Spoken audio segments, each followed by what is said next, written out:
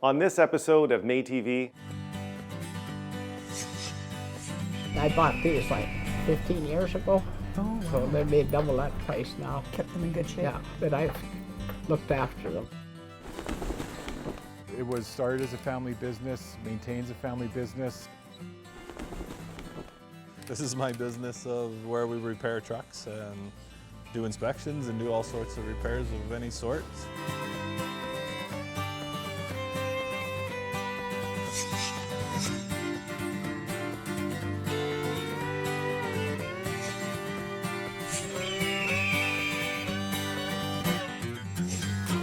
Tanse, hello, and Pitikwe. Welcome to MéTV from our MNBC offices in Surrey. Recently, the MéTV and MNBC teams visited our Region 7, the Peace River region, to interact with and find out about the Métis community there. Let's begin this show with a very special guest, Indigenous rights advocate, educator, and Hudsons Hope City Councillor, Val Pace. Welcome back. We're here in beautiful northern British Columbia in Hudsons Hope, right in front of one of BC's biggest mega projects, the WAC Bennett Dam.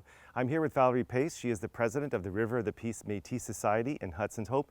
Thank you so much for joining me on the show today. Thank you very much. So tell us a little bit about Hudsons Hope and the activity that you're doing within Hudsons Hope to help support Métis. Well, Hudsons Hope is the third oldest community in BC. It was originally a trading post here, so this is a heavy Métis base in here. I'm president of the Métis Society, so with the help of the funding from the government, we're able to support our members and plus others during time of COVID. And we've been handing out food certificates. We've been getting them out of town for appointments, giving them gas. We do hardship funds if they can't, if they're not working and need help for light bills or not phones, but lights and rent and heat and things like that. And we go and deliver to the, I personally deliver to the elders that can't get out and make sure they're getting into the doctors and doing things like that. We support families that are going through hardship with young children and they have to fly out to Vancouver. We help with the funding on that. You and I were chatting, and so I couldn't believe how many different roles you play, but you're also on City Council and you're an advocate for trying to get additional housing built, right? So, Yes. So tell us a little bit about that as well. Well, being a small community, there's only around 1,100 people here, and there's always a shortfall of housing. So we now have some available lots, which is actually quite rare here in Hudsons Hope, and we're trying to get them sold. We have 17 lots that we were given to from BC Hydro, and we are trying to get funding so we can purchase the lots or get that so we can have members of our community, seniors, whatever, into the housing units. And that would just be a wonderful step in this community because there is a housing shortfall and it's badly needed. So we're pretty isolated. This is the first time I've been to Hudsons Hope, so I just, on the drive up, I couldn't help but think how isolated we are. But yet I've heard that the rent costs in Hudsons Hope is extremely high. What's like a 1 or 2 bedroom go for it in a small community like yours? In a small community here, a 2-bedroom would probably go for around $2,500. But as the housing gets taken up, because there isn't many houses here in Hudsons Hope, the rent is as high as $4,000 in some of the units, but you get a whole house. And it's the industry that drives it up and down, and there's always industry here in Hudsons Hope.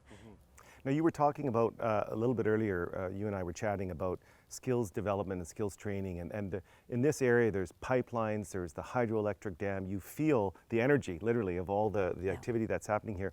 What are you doing as a Métis community, as a Métis chartered community, to help Métis people get ready for those jobs and to be prepared and trained? So I go out to the big companies and the private contractors, and they all have training packages, but they train after they've gone through. My perspective on this is they start training before they know the lines are coming in, so that our people are ready to have jobs and can work on that project right through and perhaps follow them to a next project.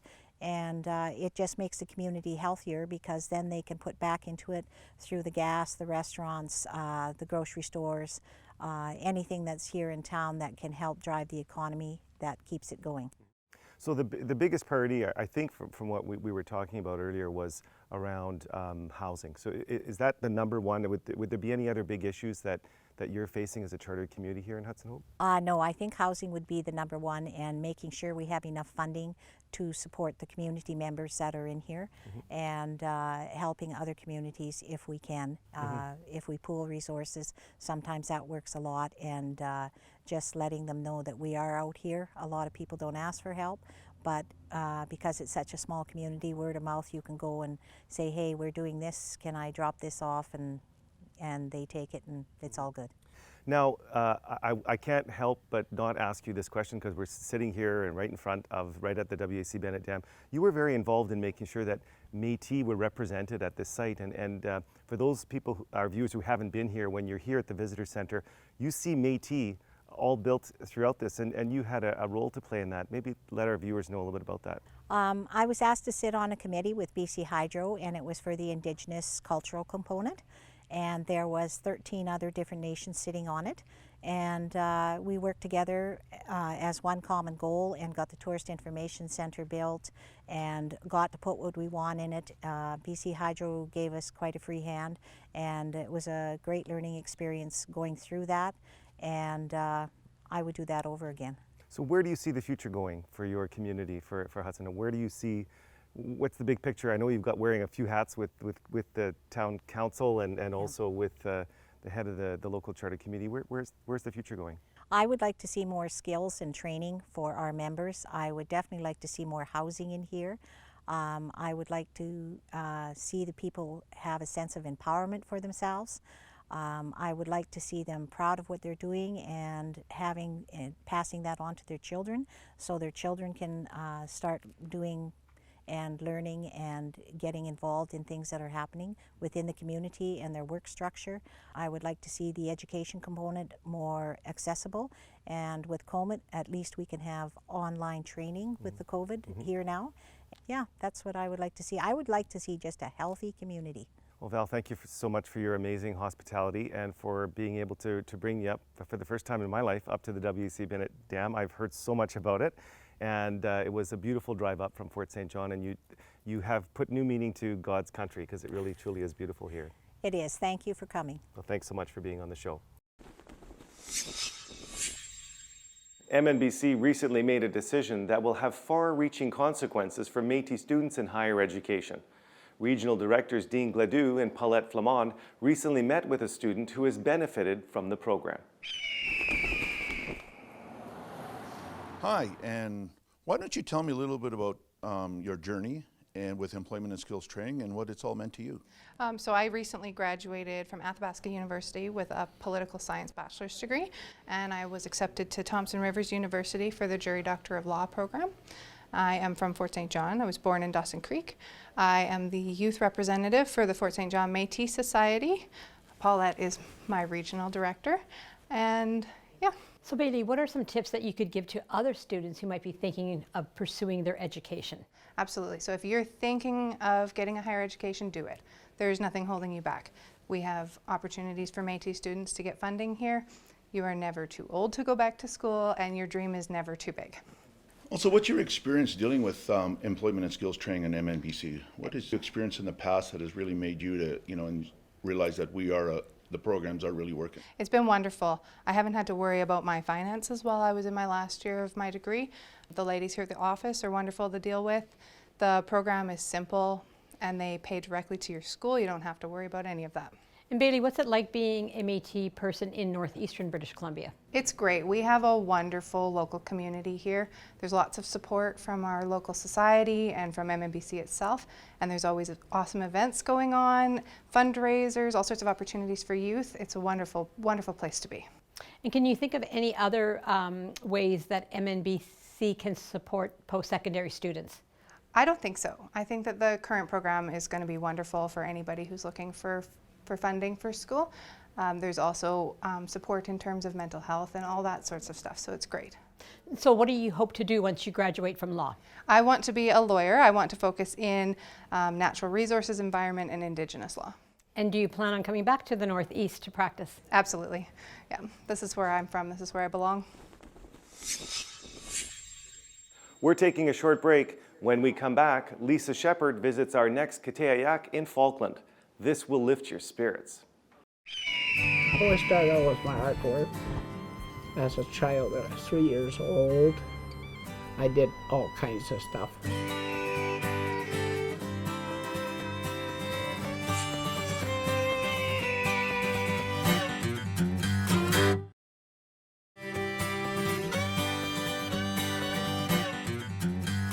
Welcome back. Famed artist Lisa Shepherd travels the province of British Columbia showcasing Métis elders, who we call Katayak in Michif, the Métis language. She recently visited another Métis artist in Falkland, BC. Lottie Kozak has lived a rich life as a hunter, a logger, and now a carver extraordinaire. Let's watch her in action.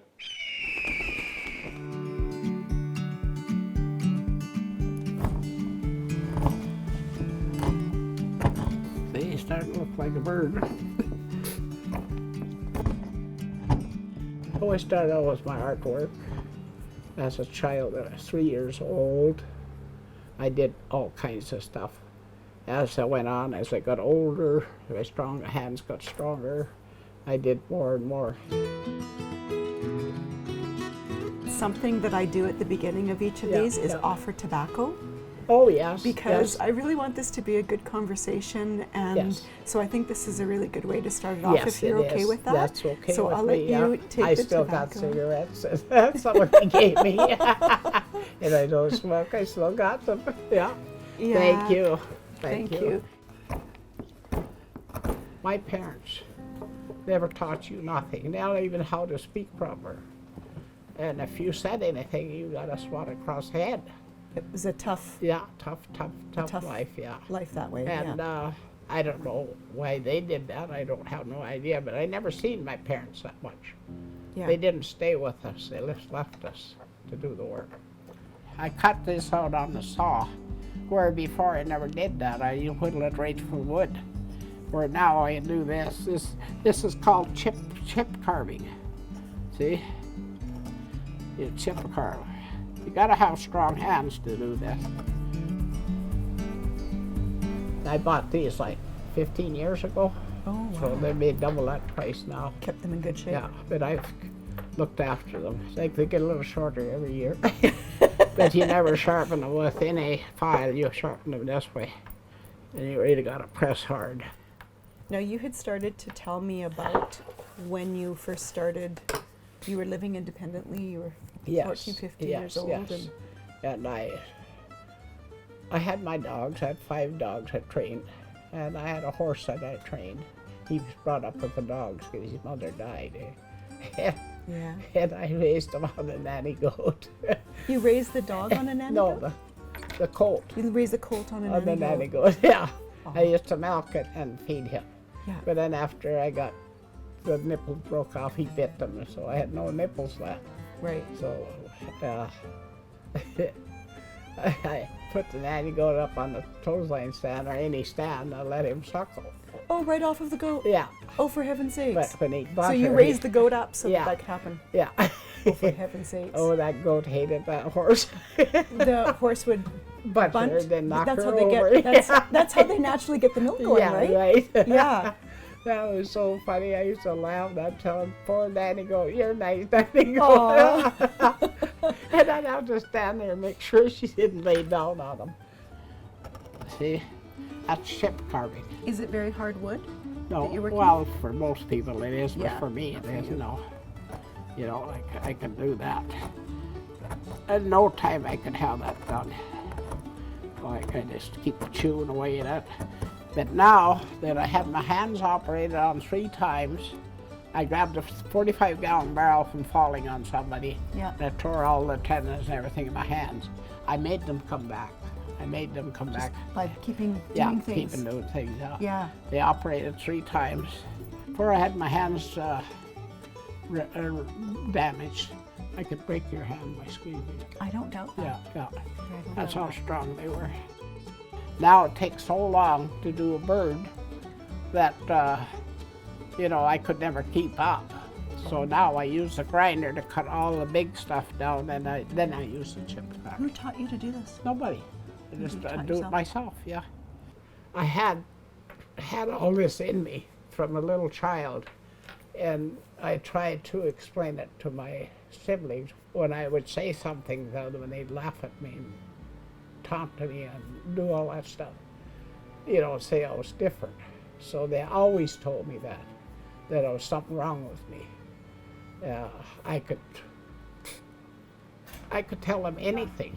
Would you describe that as like unknowing? Like, is it like just knowing, Yes, like you'd yeah, wonder where yeah. that comes from? Like my head's full of it all Yes. the time. Yeah. Like, I don't know how to explain it. I don't have words for it. Are you glad to have this gift? Yes. You are. In lots of ways I am. In lots of ways it was tragedy too. But I get past that.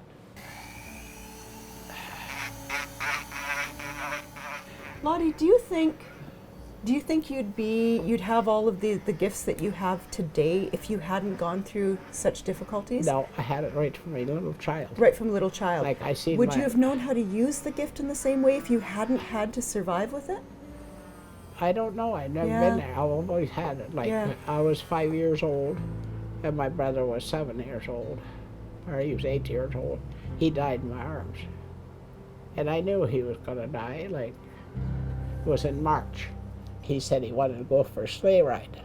I said, okay. I asked, my mom was home at that time, so I asked her to put him in the sleigh. I did. I took him for a ride up there and back. Got back. She put him on the bed and she told me to undress him. I'll take his coat and his boots off. No, he laid over beside my shoulder and he said, don't do that, just leave it on. And I picked his head up. He was pretty weak. I was sitting kind of behind him. Yeah. And he turned his head to me and he said, when I go away, you don't cry for me. He said, we'll always be happy, he said. I said, yes. So I hold him, he died in my arms. Yeah.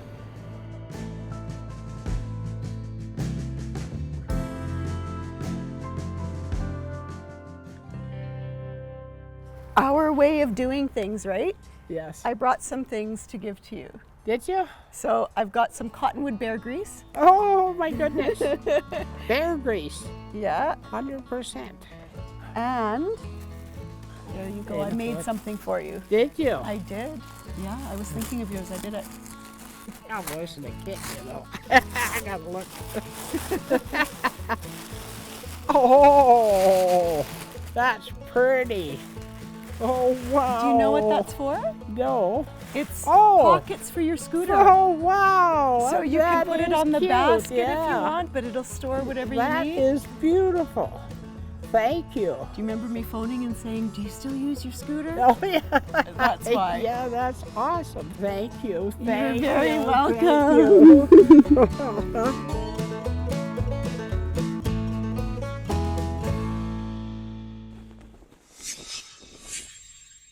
What a rich and resilient life Lottie has lived. When we come back, we head to Fort St. John, where we meet Christina Henry, a Métis entrepreneur who runs a very successful construction company, Kalmar Construction. My mom's the majority owner. I work in the office estimating project management, and my aunt works as the receptionist.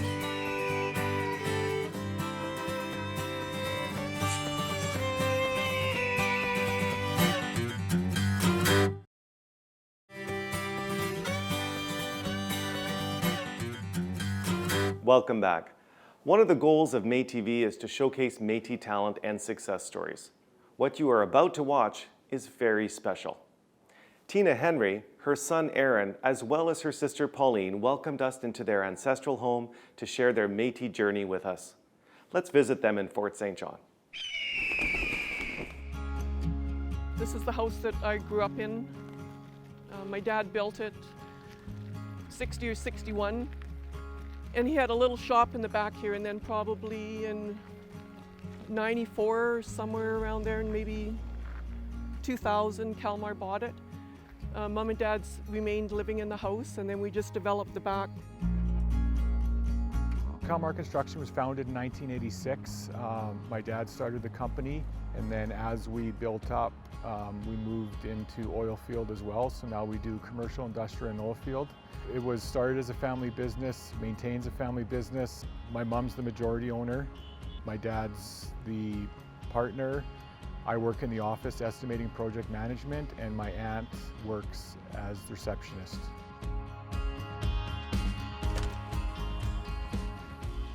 I found the other book of when we were in the Heffley Creek reunion with Grandma and Grandpa.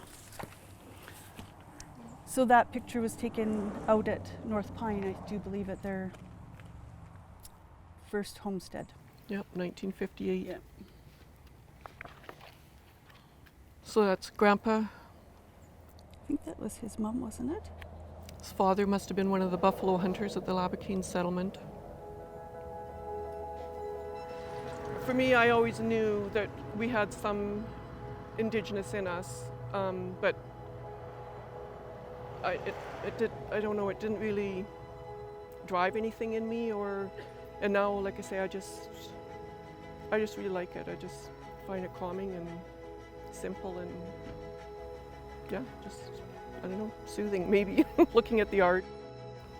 Dad made that. It's many years ago, and you can see it's kind of fallen apart now, but we put some rebar up in the back to keep it propped up, and we have to get it fixed, but built that in Inukshuk. That's one of the cups that Dad would build. He actually built, I do believe some of these were built out of the caragena trees that are outside in the yard that have been there pretty much since the house has been built. And pepper mills, he built pepper mills and wine glasses. Mom and Dad at Christmas, one of Dad's last Christmases. And this is our Uncle Sam, famous Uncle Sam that we were telling you that he lives out north of town with no electricity, no running water, and he's happy as can be. This is the four of us girls years and years ago. We were quite a bit younger then. I'm definitely learning a lot more now than when I was younger, but I've started going through this more. I have two sons as well, so just even seeing how they connect with everything and just learning more about our history and where everybody came from, it's pretty amazing. Mom and Dad would always look out the window and watch and make sure that everything was safe in the back. They had binoculars, they could make sure nothing was going on back here. And they were security. Yeah, they were security. They were called our security department. So it was great having them here. Every Tuesday we would come and have lunch with them. And every Sunday we had Sunday dinners. The whole family would come. And yeah, like we'd pop by after work. It was great having them so close. And Dad would help like with stuff in the shop or if we needed help with stuff, and it was really, really nice having him this close. We felt very blessed to be able to spend so much time with him.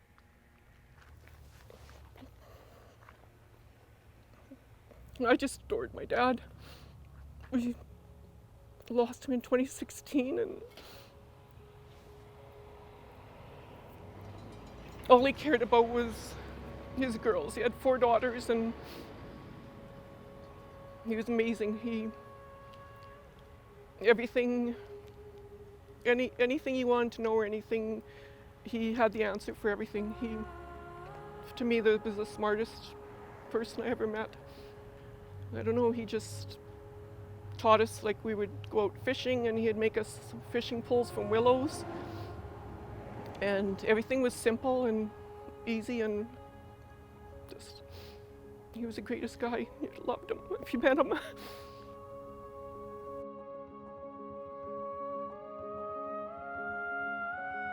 You know what, thinking back of our childhood, it's all good memories for me. What we did, we went hunting, we went fishing, we went out goose hunting with Dad, we did everything, but we thought that was normal. We thought everybody did that, but looking back now, they didn't. But I guess that's what it was growing up like Métis.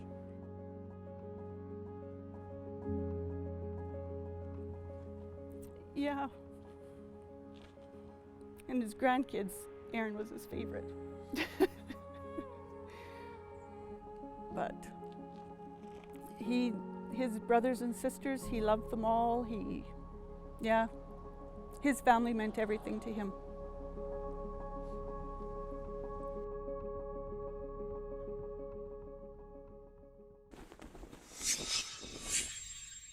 We wish Tina and her family all the best as they embark on a journey to rediscover their Métis heritage. We'll be right back with a chat with Kamloops MLA Pete Milibar about reconciliation and Indigenous rights. Meanwhile, here is the Michif word for politician.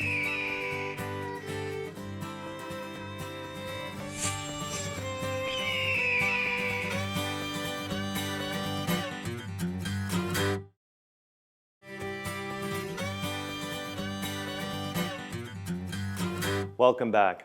This summer, MéTV visited the Okanagan and talked with a myriad of personalities, some of whom you've already met in previous episodes. In this segment, I want to share with you my chat with Pete Milibar, former mayor and current MLA from Kamloops.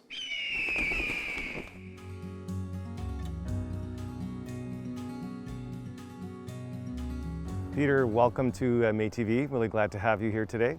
Absolutely, and welcome to Kamloops. It's great to have you in town. It's a beautiful city. Always love being able to have the opportunity to be here. And Kamloops is, many would say, the heart of British Columbia. Now, you used to be the mayor in, I believe, 08 to 17. You're now the member of the Legislative Assembly for this community. Tell me a little bit about your political journey.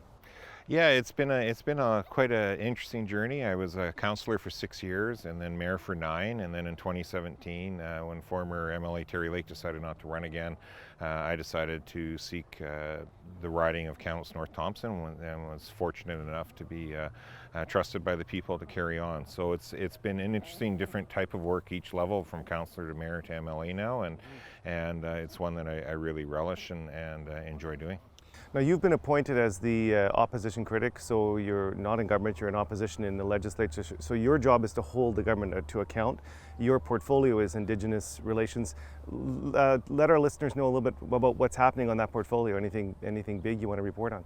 Well, I think there's certainly a lot going on with that portfolio. Obviously, in this day and age, with UNDRIP, and now, of course, with the unfortunate discovery of confirmation, I guess, more than discovery of the 215 unmarked graves in the Kamloops-Shwepmik here in Kamloops area, as well as what we're seeing across the country with residential schools. You know, I think it's shone a lot more light on to the need to make sure true and meaningful reconciliation happens for all Indigenous communities across this country, and so it's an interesting time to be a critic at the same time, to make sure that the government is proceeding in a good way to try to advance those initiatives.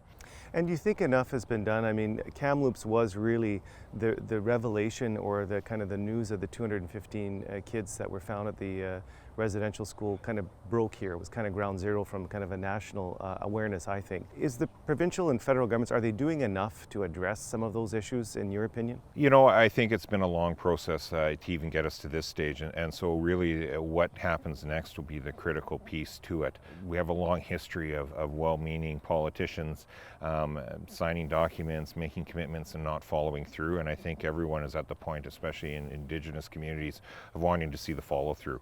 And Kamloops has a long history of that. The Laurier Memorial was actually signed in Kamloops, but never actually acted upon. And so from 1910 forward, just even within that snapshot, there's been commitments and what feels like broken promises. So now with DRIPA in place provincially, how will that meaningfully be addressed or not? How will the supports and listening to what each individual nation needs, because they're all going to have different needs in terms of supporting their own community members through this whole residential school discoveries across the province and across this country, and we really do need to make sure we're in a place now where we're taking our direction and our leadership from those communities and supporting and hearing their stories, believing their stories most importantly, and acting upon in a way that they need to fully make sure that they can heal and move forward as a community. Now, there's a very large Métis population in Kamloops, in the Kamloops area, and we know that many Métis kids also went to residential schools, so it's impacting a lot of the community. Have you had an opportunity yet to talk to both the Métis community and the larger Indigenous community around how they're feeling this summer in terms of the revelations and the impacts to their communities? Not so much in terms of within what you would consider the leadership position. Certainly, Pete Milibar and myself have been in regular contact, and a few of their councillors with the Kamloops. But it's been more of those, I guess, personalized individual conversations with the community members that I know. Being a lifetime Kamloops resident, Kamloops is a very integrated community where our Indigenous communities as well as the broader community all interact and recreate together. They go to school together. They play sports together. Our kids are all on teams together. So there's true friendships there that have been in place long before politics ever would come in to go and play, and long after, hopefully, politics as well. Mm-hmm. Now you, as I indicated earlier, you're in opposition, so you're a kind of government in waiting. What role are you playing to help shape the BC Liberal kind of policies, and given we have UNDRIP legislation, in terms of getting your caucus ready for the next election, and in particular around Indigenous relations, and in particular for our viewers, Métis people are looking to hear kind of what the Liberals might be doing in terms of supporting Métis. Any thoughts on that, early thoughts? Yeah, I mean, we're in a bit of an interesting time as a party in that we're in a leadership race that will conclude in February, and in the meantime, we still as a caucus need to hold the government to account within the legislature and within what they're doing or not doing on certain aspects of issues. So I'm also fortunate enough to have been appointed our House leader. So on the caucus side, there's a lot that goes into there in terms of how we will advance our arguments against the government, or shining a light on things that we think they should be doing more of. Mm-hmm. And it gets a little frustrating sometimes in opposition when we're this far out from an election, because we hear that a lot. Well, what is your party's exact position or policy on something moving forward? 3 years is a lifetime in BC politics, let alone in the middle of a leadership race. So we do look forward to those broader and larger policy discussions through the leadership race, and then moving forward as we get ready for the 2024 election, and to share that with people. But in the meantime, we are trying to make sure, and in budget estimates, I was questioning Minister Rankin around their statements around increased funding for reconciliation efforts, and it turns out that money is actually based on historical spends. So it's not new money, it's not extra money. There will be no extra work or capacity done in that regard. Those are the types of things that we will continue to shine a light on, so that the government doesn't frankly just try to market something as sounding that it's really progressive and happening and going to be this big expansion of what's currently happening, and then we find out it's not. The language initiative is funded $50 million in 2018. We just recently saw how that money has now run out, and only 2 months ago when I was talking to the minister, he was indicating there's enough money there to continue it on, but there's no new money in this year's budget to add to it. So now we do see a stalled program around reclaiming Indigenous languages and culture around this province, and that's unfortunate, and those are the types of things we'll continue to advance on the here and the now, while looking for those bigger, broader policy pieces moving forward. Well, it's interesting that you mentioned that just around the $50 million, because Métis have a language, Michif language, and Michif language is actually excluded from that. So we're one of the Indigenous peoples in BC that has a language that is effectively endangered. We're trying to protect it, and yet it can't access that fund. And now the funds run out, as we know. So we're very much watching that file very closely. Peter, I want to thank you so much for joining me on a beautiful, sunny Kamloops day, and thank you so much, and thanks for all the work you're doing to advocate on behalf of Indigenous people across British Columbia. Great, thank you, and likewise, thank you for all the great work you do for the Métis Nation. Thank you.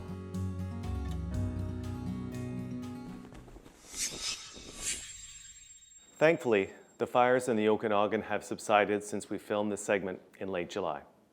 We'll be right back with the uplifting story of Derrick Green, the master Métis mechanic with a heart of gold.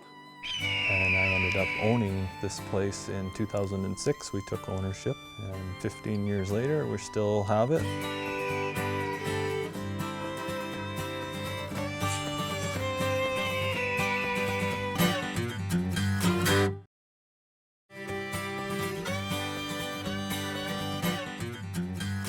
Welcome back. This episode is all about Métis success stories. Let's head back to Fort St. John to meet proud Métis Derrick Green, who runs Bighorn Spring and Break.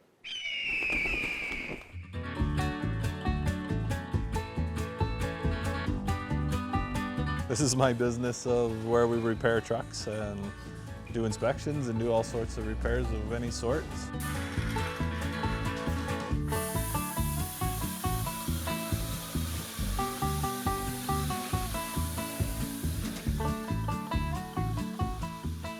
hometown was Meadow Lake, Saskatchewan, so that's where we were born and raised. My parents moved here in early 2000, mid 2000, and my mom is still here. My dad's passed on now, and she still hangs out with us, and it's really nice. He was a very easy boy to raise, always determined to do stuff. He loved hockey.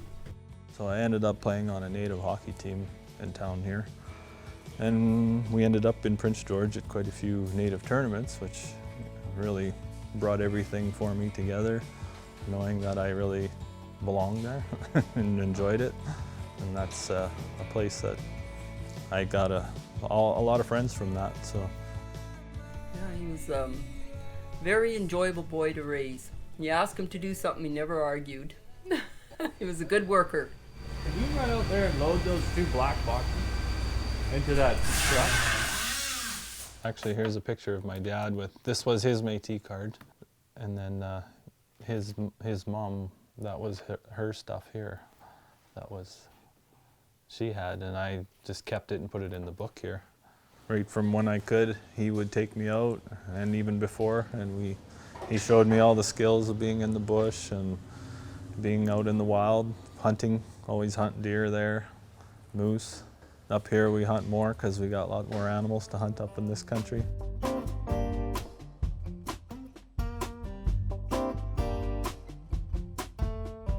Worked here till 2005, and the gentleman that owned this place at the time was trying to sell it, so I approached him, and I ended up owning this place in 2006. We took ownership, and 15 years later we still have it.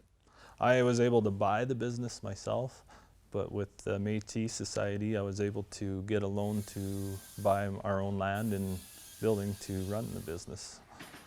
It's been mine for 15 years now and working well.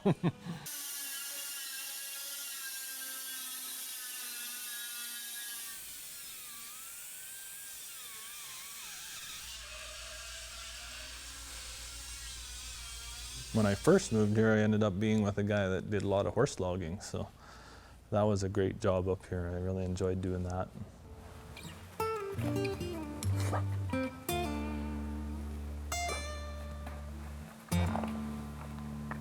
Did that for quite a few years, and then he ended up with a hunting area, so that's where I went with him and did a lot of horse wrangling and guiding and being in the mountains, which is a really great place to be.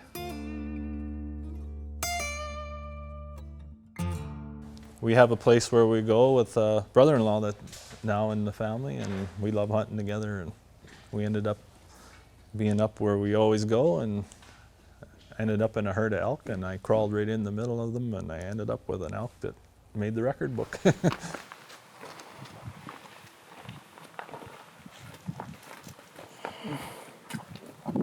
Ducharme was a big side of our family. They went right back to the Louis Riel Rebellion there in Saskatchewan. I remember being there as a child. We went there and did the whole tour, and it was a great time there. I learned a lot from that, and family-wise, and knowing where our heritage really did come from, which was really cool. We've been using it quite a bit just to follow some of the family heritage and stuff. So. And my sister had it for a while, and she was using it, and she ended up getting herself all done in Saskatchewan to get a Métis card there. We do have plans of getting my children something in the future. And there's just some older pictures of people that, I think this was my dad's grandmother on the Ducharme side. But it all was put through here in groups, so brought this in. I used it to go in and get my card, and it made them pretty easy to get it done with. Got married, have 2 kids, and have our own place, quarter section out of town here in Beldano, and love being there. It's a great little place to be, and we have horses and lots of animals running around. And I plan to stay here. I enjoy it here a lot, and my wife is originally from here, and her family's all here, so she has no plans of moving away from here. I think we'll just end up being here most of our life.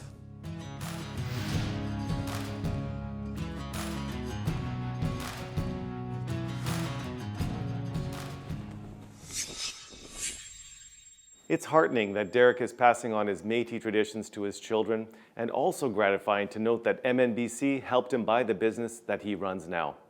We'll be right back to wrap up the show.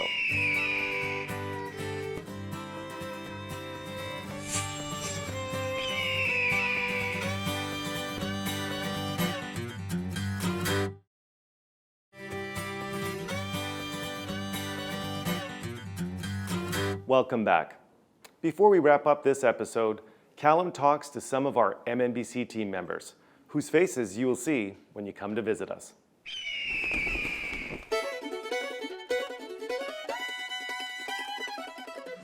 Do you know how Vikings communicated a long time ago? Norse code. So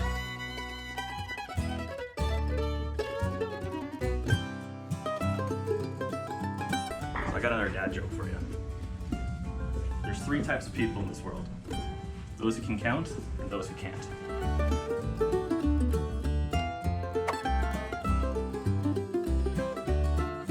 What do you do here at Métis Nation? I work in the Ministry of the Youth as a youth program lead. What do you like to do outside of work? I like to bowl, I like to camp excessively. Yeah, that's pretty much it. How long have you been at Métis Nation for? This will be my 5th year, so on September 6th, it's 5 years I've been here. Oh. And who's your favorite coworker? Well, obviously Callum. That's me. And you're going to a deserted island. You can only bring 3 things with you. What would you bring? 3 things? Okay, my rooftop tent. My truck's attached, so that's kind of a twofer. Callum's dad jokes, because I need something to laugh about. And definitely some of the Krispy Kreme donuts. Yeah. All necessities. Thank you for your time. Yeah, thanks so much, guys. Now, what do you get when you boil a funny bone? Laughing stock. And tell us a bit about yourself. Hi, my name is Yvonne, and I work in the Ministry of Housing and Homelessness for Métis Nation, BC. I've been here since, I've been at MNBC since 2019 and in housing for the last year. And what's a typical day at work like for you? Extremely busy. There's a lot of activity within our growing ministry, so there's always plenty to do. Spend a lot of time on the phone, on the computer. And if you were on a deserted island, you can only bring 3 objects with you. What would you bring? Cell phone, water, oranges. Oranges. Vitamin C is good. Yes. Yeah. Those are just some of the amazing people here in Métis Nation, British Columbia. Back to you, Daniel. And this wraps the show. Remember, if you want to nominate a Métis person to be featured on this show, get in touch.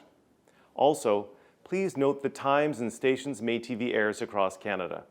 You can also watch previous episodes on our website. Thank you for your encouraging feedback, and I'll see you next time. Until then, Mina Kawapamitin.